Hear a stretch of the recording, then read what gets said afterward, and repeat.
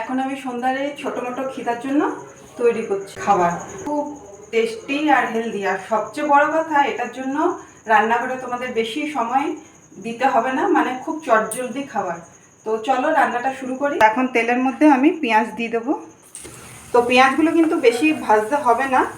তো এদিকে আমি ছোলা দিচ্ছি। ছোলাটা না আমি ভিজিয়ে রেখেছি, তো এই ছোলাটা এখন আমি এখানে দিয়ে দেবো। ছোলাটার মধ্যে এবার একটু নুন দিয়ে দেবো, নরম হওয়া পর্যন্ত ভেজে নেব। তো এরপর এটাতে আমি দুটো ডিম নিয়েছি, ডিম দুটো ফাটিয়ে দেবো।